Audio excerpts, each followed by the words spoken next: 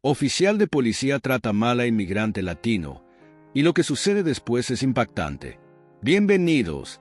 Antes de comenzar, por favor, denle like y suscríbanse para que podamos seguir creando historias como esta. Mateo Ramírez llegó a Estados Unidos hace 5 años, dejando atrás no solo a su esposa, Lucía, y a su hija pequeña, Valeria, sino también sus sueños personales, sus amigos de infancia y los paisajes de su pueblo natal en México, donde las tardes se llenaban de risas, aroma a café recién hecho y calles de tierra que tanto extrañaba.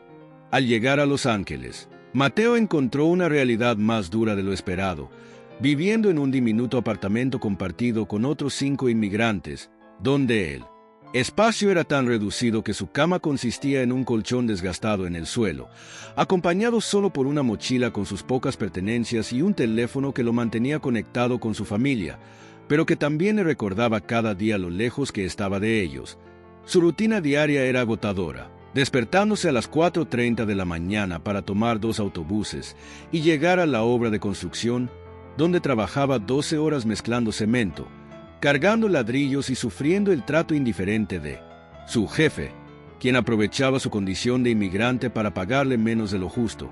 Mientras tanto, James Carter, un oficial de policía con 15 años de experiencia, comenzaba su jornada en la estación revisando casos, con un semblante serio y distante, marcado por años de enfrentamientos, pérdidas y una visión endurecida del mundo, donde su desconfianza hacia los inmigrantes se había convertido casi en una obsesión, influenciada por su propio pasado, un divorcio amargo y la presión constante de su entorno laboral. Cuando Mateo y Carter se encontraron aquella tarde, fue como si 2 mundos chocaran violentamente. Mateo, cansado y vulnerable, solo quería comprar una botella de agua antes de irse a casa, pero Carter, alertado por un llamado de robo, vio en él al sospechoso perfecto, deteniéndolo con rudeza, revisando su mochila y cuestionándolo sin razón. Mateo intentaba explicarse en un inglés entrecortado, con nerviosismo y miedo, mientras Carter, impaciente, lo empujaba contra la pared, lo esposaba y lo llevaba a la patrulla, ignorando las súplicas del inmigrante, quien no podía dejar de pensar en su hija, en su esposa, y en el dolor que sentirían al saber que había sido arrestado injustamente, marcando el inicio de un conflicto que pondría a prueba no solo la resistencia de Mateo, sino también la humanidad de Carter. En una historia donde las emociones se desbordarían, las cicatrices del pasado saldrían a la luz y los límites entre el bien y el mal se volverían borrosos, dando paso a un viaje lleno de tensión, lágrimas, momentos de introspección y un inesperado camino hacia la redención. Desde aquel día fatídico en que fue detenido, la vida de Mateo se llenó de una incertidumbre aún mayor. Si es que eso era posible. Todas las mañanas comenzaban de manera idéntica, pero con un peso adicional en el pecho. El miedo constante a ser interceptado otra vez, el terror de ver la patrulla de Carter rondando su vecindario, y el murmullo incesante de las voces que lo juzgaban por su origen. Mateo despertaba en la penumbra, hacia las 4 de la mañana, para comenzar su recorrido hacia la obra de construcción, donde pasaba la mayor parte de su jornada. Allí, además de lidiar con el cansancio físico, soportaba bromas hirientes de algunos compañeros y las órdenes despectivas de un capataz que parecía disfrutar recordándole que era un simple extranjero. En el fondo, sin embargo, había compañeros que entendían su situación, muchos de ellos también inmigrantes de diferentes partes de Latinoamérica. Con ellos, Mateo compartía historias de añoranza, conversaciones sobre la comida típica que extrañaban, los paisajes de sus pueblos natales, y el dolor de estar tan lejos de sus seres queridos. Eran diálogos que mitigaban la sensación de soledad y lo hacían sentir parte de algo más grande, incluso en un lugar donde, en la superficie, se le consideraba un forastero sin importancia. Aún así, no podía escapar a la realidad de que el momento que más deseaba, volver a abrazar a su esposa y a su hija, se veía lejano, casi inalcanzable, por las dificultades legales y los escasos ingresos que recibía. En cada llamada telefónica con Lucía, Mateo sentía un nudo en la garganta al escuchar los avances de Valeria en la escuela. La niña había aprendido un poema, había destacado en la clase de arte, o había iniciado un nuevo ciclo escolar con un uniforme que, para Mateo, Era un recordatorio constante de que se perdía sus triunfos y sus sonrisas cotidianas. Guardaba en su memoria la última vez que la vio en persona, con sus pequeñas manos aferradas a su pantalón, llorando al despedirse cuando partió hacia la frontera. Ese recuerdo era su fuerza y a la vez su tormento. Lo empujaba a levantarse cada mañana para trabajar, pero también lo sumía en la tristeza cuando caía la noche y se encontraba solo en aquel cuarto diminuto, rodeado de paredes desnudas y el eco de la voz de Valeria en su cabeza.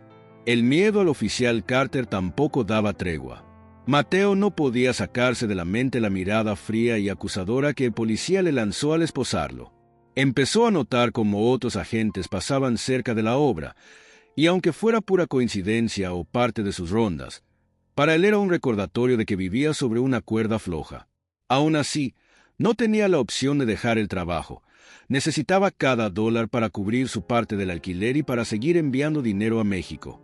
En algún momento, consideró seriamente mudarse a otra ciudad, empezar de cero en un sitio donde Carter no existiera. Pero el temor a lo desconocido, la falta de recursos y la necesidad de mantener cierto arraigo, aunque fuera precario, lo frenaron. De modo que se quedó, intentando pasar desapercibido, llegar puntual, trabajar duro y evitar meterse en cualquier conflicto. Sin embargo, la vida como inmigrante no era solo el trabajo y el miedo a la policía. Todos los días, al terminar la jornada, Mateo debía ingeniárselas para comer algo barato pero nutritivo, enviar su pago semanal a México mediante una casa de transferencia que cobraba comisiones exorbitantes, y hacer cuentas para ver si podía ahorrar aunque fuera un poco. Muchas veces, la respuesta era desalentadora. Cada centavo extra se destinaba a cubrir gastos médicos inesperados de su familia, o al colegio de Valeria, que empezaba a requerir más material escolar. Aunque Lucía trabajaba vendiendo comida en la plaza de su pueblo, sus ingresos eran escasos, así que cada envío de dinero era una pequeña esperanza para que las dos subsistieran con un poco más de holgura. El círculo social de Mateo se reducía, por elección y por necesidad, a otros obreros, algunos vecinos latinos y la comunidad de la iglesia local a la que asistía de vez en cuando buscando consuelo espiritual. Allí se sentía un poco arropado, pues los sermones y la cercanía con gente que compartía su lengua le recordaban sus raíces y le daban un respiro de la soledad. Aún así, cada vez que regresaba a su habitación, el silencio y la penumbra lo recibían con una frialdad que le partía el alma. Se daba cuenta de que no solo se enfrentaba a un sistema que lo consideraba un número más, sino que también luchaba contra la desesperanza que amenazaba con absorberlo. A veces, con la voz temblorosa, llamaba a Lucía simplemente para escuchar un te quiero y así no caer en la tristeza que lo acechaba. Aunque el incidente con Carter le había dejado una marca profunda, y aunque trataba de rehuir a cualquier tipo de confrontación, no podía ignorar la sensación de injusticia que lo carcomía. Se preguntaba por qué la vida parecía más fácil para algunas personas y tan dura para otras. ¿Era realmente culpable de haber cruzado una frontera en busca de un sueño? ¿O culpable de no haber nacido en un lugar con más oportunidades? Cada vez que oía en las noticias sobre deportaciones masivas o redadas, su corazón se encogía, sabiendo que podría ser uno de los siguientes. En su pequeño círculo de conocidos, abundaban las historias de detenciones, de noches en celdas frías y deportaciones que separaban familias enteras. No obstante, Mateo seguía adelante. Su resistencia provenía del amor inquebrantable por su familia y de la convicción de que cada sacrificio valía la pena si, algún día, lograba traer a Lucía y Valeria a vivir con él. Imaginaba, en sus ratos libres, un futuro en el que las dos pudieran pasear por las calles de Los Ángeles sin miedo, probar la comida local, ir a la playa y ver el mar inmenso por primera vez. En esas ensoñaciones no existía Carter, ni la discriminación, ni los salarios injustos, solo la esperanza de una vida unida.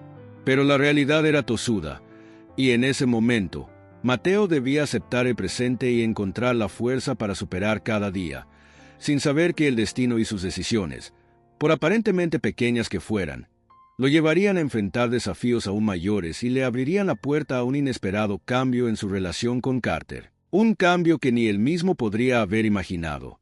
James Carter no siempre fue aquel oficial hosco y distante que Mateo conoció en medio de un malentendido tan desafortunado. Hubo un tiempo en que Carter era apenas un niño creciendo en un barrio difícil de las afueras de Chicago, rodeado de problemas económicos, violencia en las calles y un padre que intentaba mantener a flote a la familia con 2 empleos precarios. Su madre, constantemente enferma, necesitaba cuidados costosos, y la tensión financiera calaba hondo en la dinámica familiar. Desde pequeño, Carter aprendió que el mundo podía ser sumamente injusto. Vio a su padre regresar exhausto cada noche, solo para enfrentar discusiones interminables con su madre por la falta de dinero, y comprendió que la vida era una lucha constante. De adolescente, James era un alumno promedio, pero su verdadero escape se encontraba en el baloncesto. En la cancha podía liberar el estrés, gritar, correr y sentir que tenía cierto control sobre su entorno. Sin embargo, no tardó en toparse con la realidad de la violencia callejera, pandillas y robos que azotaban su vecindario. Una de sus peores experiencias fue a los 16 años, cuando un amigo cercano recibió un disparo accidental durante un enfrentamiento entre pandillas rivales. Carter estuvo allí, presenció el caos y la sangre, y sintió el miedo más profundo que jamás había experimentado.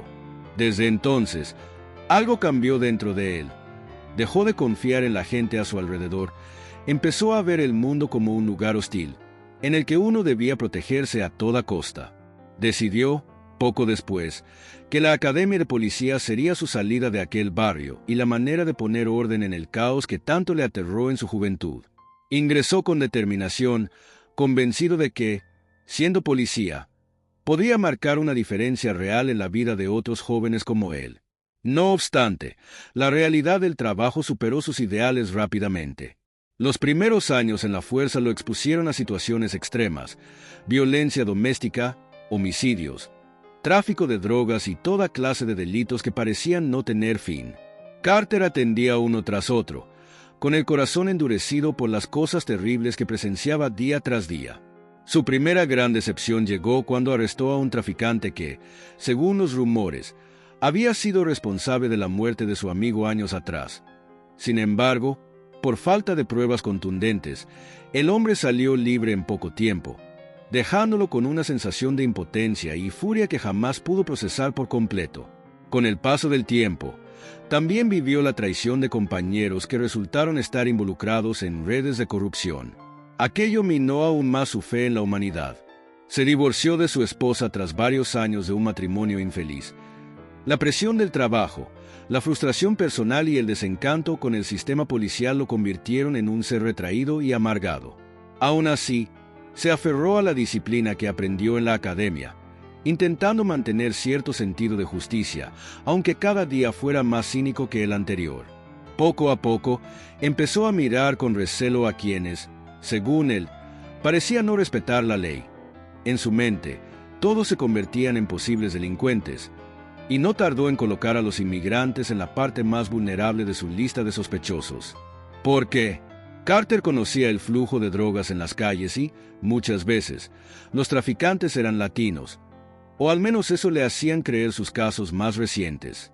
A fuerza de repetición, asoció sin matices a la comunidad latina con el crimen, y se fue alimentando de las noticias que resaltaban los arrestos de pandillas hispanas en la ciudad. La realidad, por supuesto, era mucho más compleja, pero Carter había llegado a un punto donde su experiencia personal superaba cualquier intento de comprensión. No ayudaba en absoluto que algunos de sus compañeros fomentaran ese sesgo. En la sala de descanso de la comisaría se contaban chistes de mal gusto sobre los inmigrantes, y si Carter alguna vez intentó rebatirlos, la frustración acumulada lo empujó finalmente a adoptar la actitud de la mayoría. Además, tras su divorcio, perdió contacto casi por completo con su familia y se refugió en la rutina, buscando controlar lo que podía: patrullar las calles, detener a sospechosos y mantener el orden, así fuera a costa de la empatía.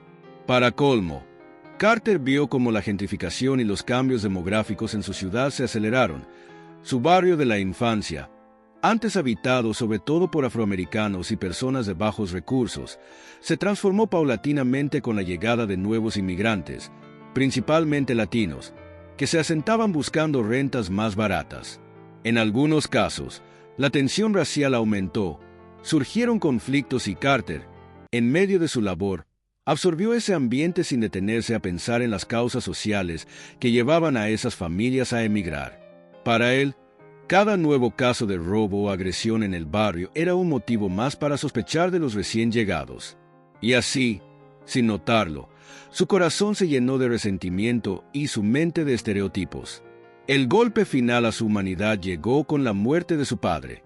Carter se enteró tarde, pues apenas mantenían contacto, y no pudo asistir a tiempo para despedirse. Se culpó a sí mismo, pero también a la vida que, según su visión, lo había golpeado una y otra vez. En lugar de buscar ayuda o terapia, enterró el dolor bajo una coraza de frialdad. Para cuando fue transferido a Los Ángeles, ya no quedaba mucho de aquel joven idealista que soñaba con salvar el mundo. Solo quedaba un oficial marcado por la ira, la desconfianza y la frustración. Ese es el hombre que conoció Mateo en la tienda, y es el hombre que, tras arrestar al inmigrante, creyó con firmeza que estaba haciendo lo correcto. Sin embargo, ni siquiera Carter podía prever que aquel encuentro con Mateo sería el detonante de un proceso que lo obligaría a enfrentarse con lo más profundo de sus temores y prejuicios, abriendo una grieta en la barrera que había construido alrededor de su corazón. Se trataba, al fin y al cabo, de dos seres humanos cuyas historias, trágicas y llenas de dolor, estaban destinadas a entrelazarse de formas insospechadas. El sol se había ocultado hacía una hora, tiñendo el cielo de un color violáceo que anunciaba la inminente llegada de la noche. Carter se encontraba en su patrulla, con el café de la gasolinera aún humeando, mientras revisaba una serie de archivos relacionados con un caso que amenazaba con convertirse en su mayor pesadilla profesional. Desde hacía un par de semanas, una ola de robos organizados en las bodegas del puerto mantenía en vilo a las autoridades. Los ladrones parecían contar con información privilegiada sobre las rutas de transporte, horarios de vigilancia y puntos ciegos de las cámaras. La presión mediática crecía. Los superiores de Carter exigían resultados rápidos, y la confianza en la policía comenzaba a resquebrajarse entre la ciudadanía. Sin embargo, lo que más inquietaba a Carter era la sospecha de que detrás de estos robos se escondiera una red de crimen que involucraba no solo a delincuentes locales, sino también a personas influyentes con contactos en diversas ciudades. Entre los archivos aparecían nombres latinos, perfiles de sospechosos que, según las pesquisas, podrían ser piezas clave de la operación. En su fuero interno, Carter luchaba con su propio sesgo. Una parte de él quería creer que se trataba, una vez más, de inmigrantes ilegales cometiendo delitos, pero otra parte sentía que tal vez había algo más grande de lo que podía ver a simple vista. El caso tomaba un cariz tan complejo que ni siquiera su experiencia de 15 años lo preparaba para enfrentarlo solo. Por azares del destino, o tal vez por la necesidad de buscar cualquier pista posible, Carter recordó un fragmento de aquella noche en que arrestó a Mateo. El inmigrante, mientras intentaba justificarse ante las bruscas acusaciones, mencionó que trabajaba en la zona industrial y conocía gente de distintas partes de la ciudad, sobre todo en los muelles donde a veces se conseguía empleo extra en labores de carga y descarga. Hasta ese momento, aquel detalle había sido insignificante para Carter, pero ahora cobraba una relevancia inesperada. Podría existir la posibilidad de que Mateo tuviera información involuntaria sobre los movimientos en los puertos, dado que muchos inmigrantes realizaban trabajos informales en esa área. Carter, reacio a admitir que necesitaba ayuda, se vio obligado a tragarse su orgullo. Durante varios días, barajó la idea de contactar a Mateo. No resultaba fácil, pues no guardaba su número y ni siquiera estaba seguro de si el inmigrante estaría dispuesto a hablar con él tras el maltrato que le había propinado. Aún así, el caso avanzaba y las presiones aumentaban, a tal punto que su capitán amenazó con retirarlo de la investigación si no presentaba avances en un plazo de 48 horas. Sintiendo que su carrera pendía de un hilo, Carter decidió dar el paso. Localizó la dirección de Mateo en los registros de la comisaría y una noche, tras su jornada, condujo hasta el humilde barrio donde vivía el inmigrante. El vecindario era oscuro y silencioso. Varios postes de luz parpadeaban, creando sombras danzantes en las paredes. Carter notó las miradas recelosas de algunos residentes al verlo bajar de la patrulla. Para ellos, el uniforme representaba miedo y represión, No ayuda ni protección. Caminó hasta la puerta del edificio, donde Mateo rentaba su cuarto. Tocó, incómodo, sintiendo un peso en el pecho que no recordaba haber sentido antes. Era el reconocimiento de que estaba a punto de pedir un favor a alguien a quien había humillado tiempo atrás. Pasaron unos segundos eternos hasta que la puerta se abrió y apareció Mateo, con el rostro cansado y una expresión de sorpresa y desconfianza al ver al oficial. Las palabras se atragantaron en la garganta de Carter, pero finalmente logró decir lo que venía a buscar. Necesitaba hablar con él sobre algo importante, un tema de trabajo que podía implicar a algunas personas relacionadas con la zona portuaria. Mateo, al principio, se mostró reticente. Recordó la humillación, el dolor, y pensó en negar su ayuda y cerrar la puerta. Sin embargo, un atisbo de curiosidad y el hecho de que aquel oficial estuviera ahí, buscando su colaboración, lo descolocó. Tras un breve instante de silencio, lo invitó a subir a su cuarto, donde al menos podrían hablar sin el temor de ser vistos por los vecinos. El cuarto de Mateo era pequeño y austero. Una cama individual en el suelo, una mesa con un par de sillas de plástico y un foco desnudo que colgaba del techo. Carter se sintió fuera de lugar, observando la pobreza de aquel entorno y tomando conciencia de lo diferente que era la realidad en la que vivía Mateo, comparada con la suya. Durante unos segundos, ninguno habló, hasta que finalmente Carter explicó que había un caso de robos en el puerto, que sospechaba que había conexiones con personas latinas y que necesitaba cualquier información que pudiera ayudarlo a desmantelar aquella red. Para su propia sorpresa, Carter no mostró el tono autoritario que solía emplear. En cambio, su voz se notó tensa, pero casi humilde. Mateo escuchó en silencio, su mirada dividida entre la curiosidad y la desconfianza. No tenía razones para ayudar a Carter. Al contrario, tenía sobrados motivos para negarse. Sin embargo, recordó a su esposa y a su hija, y se dio cuenta de que si verdaderamente existía una red criminal en el puerto, no solo afectaba a la imagen de los inmigrantes, sino que también podía poner en riesgo a muchas familias que vivían de esos trabajos. Titubeó, sopesando la idea de implicarse en algo que podía ser peligroso, sobre todo si significaba cooperar con la policía. Al final, haciendo acopio de coraje, aceptó brindar la poca información que tenía acerca de algunos individuos que trabajaban en el muelle y que parecían moverse en círculos turbios. La conversación se prolongó más de una hora, en la que Carter tomó apuntes en una libreta, asintiendo de vez en cuando y haciendo preguntas puntuales sobre nombres, horarios y modos de operar. Mateo le contó de un hombre llamado Sebastián, que a veces le conseguía trabajo a jornaleros en turnos nocturnos, y de cómo, en los últimos meses, se rumoreaba que parte de la carga robada terminaba en camiones con matrícula falsa que partían de las bodegas a altas horas de la madrugada. Terminada la charla, Carter, con gesto serio, dio las gracias, algo que no hacía a menudo. Se marchó sin detenerse a mirar atrás, sintiendo una sensación extraña en el pecho. En lugar de la habitual certeza de la superioridad moral, ahora tenía una mezcla de desconcierto y algo parecido a la gratitud. Por su parte, Mateo quedó en su cuarto con el corazón palpitante. No entendía del todo por qué había accedido a colaborar con Carter, pero en el fondo presentía que tal vez esa era la oportunidad de cambiar la percepción que el oficial tenía de los inmigrantes y de demostrar que, como muchos otros, él solo era una persona que deseaba vivir en paz y ganarse la vida honestamente. Pero esta alianza extraña no estaba exenta de riesgos. Los implicados en la red criminal podían enterarse de que Mateo estaba hablando con la policía, y su vida, ya de por sí difícil, podía volverse aún más amenazada.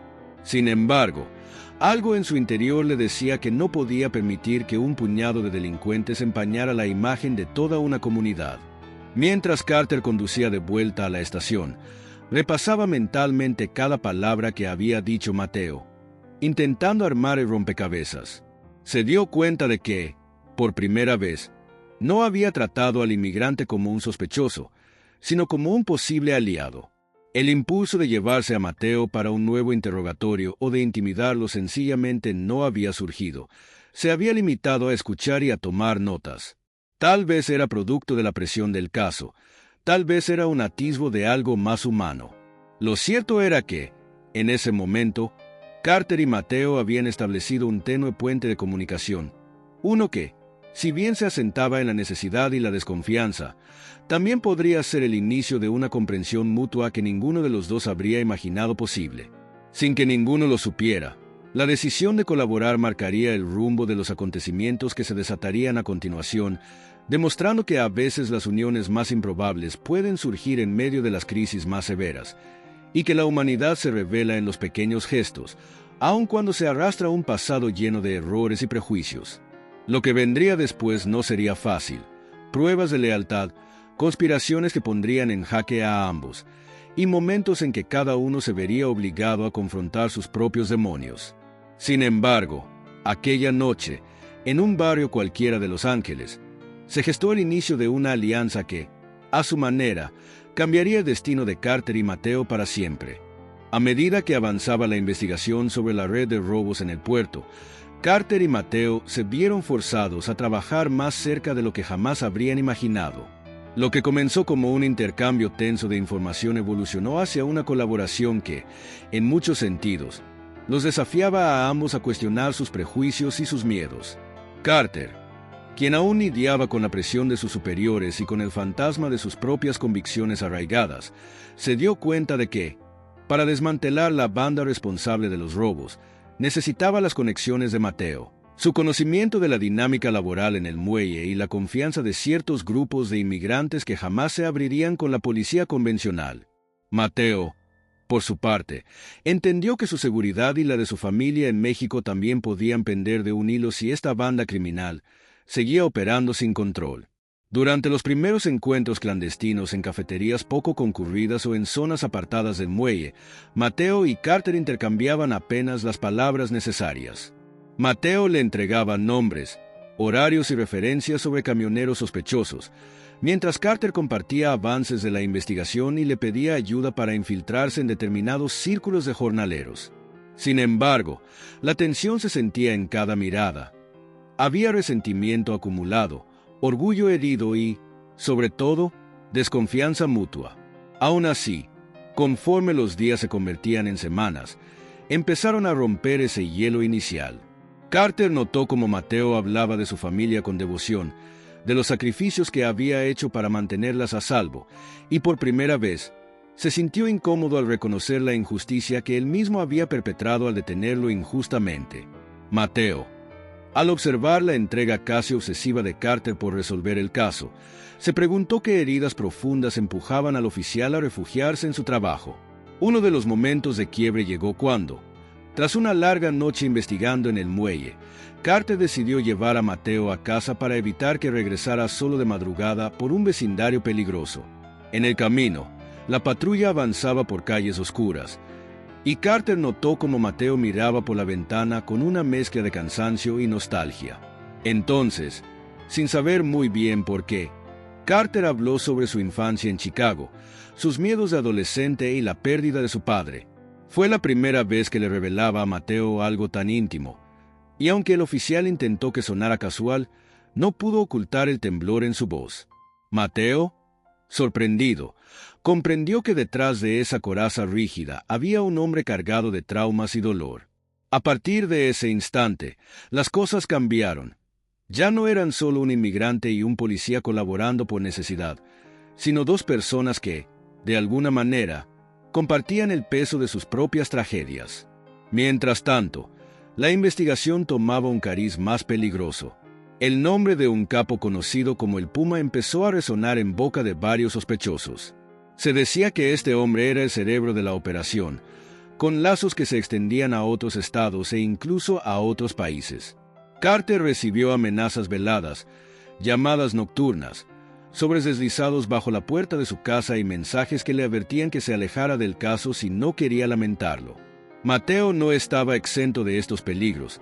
Un par de sujetos desconocidos se aparecieron en la construcción donde trabajaba, haciéndole preguntas incómodas sobre su relación con la policía. El miedo se hizo palpable, y tanto Carter como Mateo entendieron que debían tener cuidado extremo. En medio de esa tensión, surgieron breves chispas de solidaridad. Mateo, En un gesto de agradecimiento y con la intención de demostrar que no todos los inmigrantes eran lo que Carter había imaginado, lo invitó una noche a cenar a su pequeño apartamento. Aunque Carter se sintió algo incómodo, aceptó. Allí, sentado en una silla de plástico y rodeado de paredes despintadas, probó un plato de pozole que Mateo había comprado para compartir. Fue un instante humilde, pero para Carter resultó un quiebre emocional. Jamás se había detenido a pensar cómo eran las comidas cotidianas de las personas a las que solía juzgar desde la distancia. Se sorprendió al descubrir que la comida era deliciosa y que la hospitalidad de Mateo, a pesar de tener tan pocos recursos, era genuina. Poco a poco, la mirada de Carter hacia Mateo fue transformándose. Dejó de verlo como el inmigrante y empezó a reconocerlo como un hombre trabajador y dedicado, un padre que se desvivía por su familia, alguien que había arriesgado todo al venir a un país donde no era bienvenido. Y para Mateo, ver a Carter compartiendo su mesa y haciendo preguntas sobre su cultura, su familia y sus costumbres fue un soplo de esperanza. Comenzó a pensar que, tal vez, no todos los policías estaban cortados por la misma tijera, y que el resentimiento que Carter albergaba no era más que la fachada de un corazón herido. La noche que lograron interceptar uno de los camiones cargados con mercancía robada, la tensión alcanzó su punto álgido. Carter había ideado un operativo con algunos compañeros de la comisaría que creía dignos de confianza, aunque en su mente aún latía el miedo a la corrupción interna. Mateo les había proporcionado la ubicación exacta en el muelle, indicando la hora y el lugar donde se produciría el intercambio de la mercancía. Carter, vestido de civil para pasar desapercibido, esperó en un lugar estratégicamente situado, mientras otros agentes se ocultaban en puntos clave. Mateo, contra las órdenes explícitas del oficial de no arriesgarse, decidió acercarse para reconocer los rostros de los implicados, consciente de que un error podía costarle la vida. El camión llegó poco después de la medianoche, acompañado de 2 automóviles con vidrios polarizados. De ellos bajaron varios hombres fuertemente armados, y uno de ellos, alto, con el cabello engominado y una cicatriz en la mejilla, se identificó como uno de los lugartenientes del Puma. Mateo, oculto tras unas cajas, logró ver cómo intercambiaban maletines llenos de dinero. Cuando Carter dio la señal para rodearlos, estalló el caos. Disparos rompieron el silencio de la noche, y en cuestión de segundos, varios agentes cayeron heridos. Mateo, aterrado, estuvo a punto de salir corriendo, pero vio a Carter en medio de el fuego cruzado, protegiendo a un oficial joven que había sido alcanzado por una bala. Con el corazón martillando en su pecho, Mateo decidió arriesgarlo todo. Gritó el nombre de Carter, indicándole un camino tras unas contenedoras de carga donde podían guarecerse. Carter, con la pierna ensangrentada por un roce de bala, se arrastró hasta esa posición, mientras el resto de los policías respondía el fuego. Uno de los delincuentes se acercaba, listo para disparar a matar, y fue Mateo quien, en un acto de desesperación, le arrojó una pesada herramienta que encontró en el suelo, desviando su atención lo suficiente para que Carter pudiera neutralizarlo. Los minutos que siguieron fueron un infierno de gritos, estruendos y órdenes dispersas, hasta que finalmente la llegada de refuerzos policiales terminó de inclinar la balanza. Cuando todo acabó, varios de los cómplices del Puma habían sido capturados, aunque el cabecilla logró huir en medio del caos. Carter, exhausto y herido, sintió una mano en su hombro. Era Mateo, temblando de pies a cabeza, pero con una mirada firme. El oficial lo miró a los ojos y, por primera vez, no vio a un inmigrante sospechoso, sino al hombre que le había salvado la vida. En ese instante, algo dentro de Carter terminó de romperse y reconstruirse. Se dio cuenta de que sus prejuicios no solo lo habían cegado durante años, sino que habían estado a punto de costarle la oportunidad de conocer a alguien que, en esencia, solo buscaba un lugar seguro para vivir con su familia. La repercusión mediática del operativo fue enorme. Algunos medios elogiaron la labor policial, mientras otros criticaron los métodos y la violencia del enfrentamiento.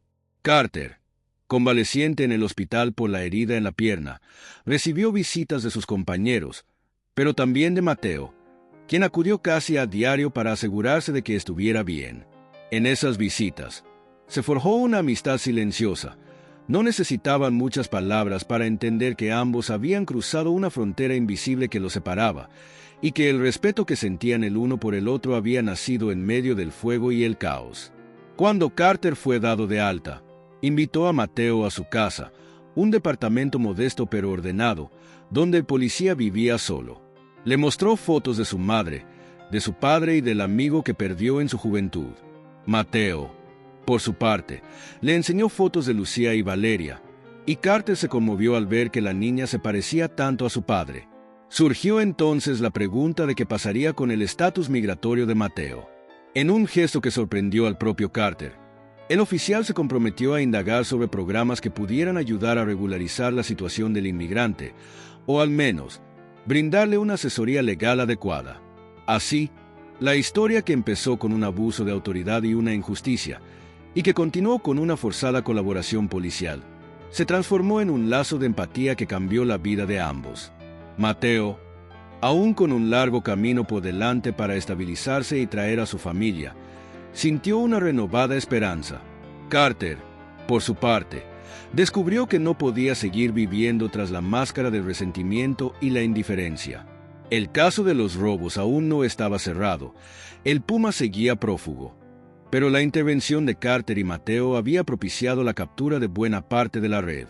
Los vecinos del barrio de Mateo, al enterarse de su participación en el operativo, empezaron a mirarlo con cierta admiración, aunque también con cautela. No todos confiaban en la policía, pero no podía negar que lo había hecho por una causa justa.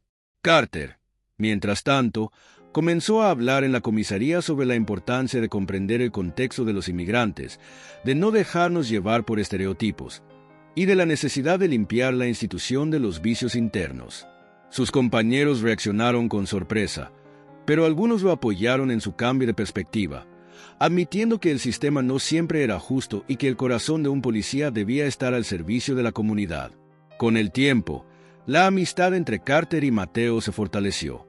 Llegó el día en que, tras numerosos trámites y la ayuda de un abogado pro bono, Mateo recibió un permiso de trabajo y la posibilidad de aspirar a una residencia legal. Aunque el camino aún era largo, ese primer paso fue motivo de celebración.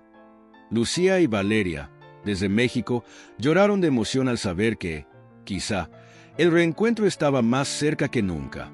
Carter estuvo presente en la discreta cena en la que Mateo quiso festejar ese pequeño gran logro. En medio de la humildad de aquel apartamento, brindaron con vasos de plástico y comida casera, pero la alegría que los rodeaba superaba cualquier lujo. Así, a lo largo de ese viaje compartido, Carter y Mateo no solo desmantelaron parte de una red criminal, sino que también rompieron las barreras que ellos mismos habían levantado. Al final, ambos comprendieron que la verdadera fortaleza de una sociedad reside en la empatía y la capacidad de entender al otro, independientemente de su origen, color de piel o idioma. Las cicatrices del pasado no se borraron por completo, pero ahora servían como recordatorio de que la redención es posible cuando se abre el corazón al prójimo.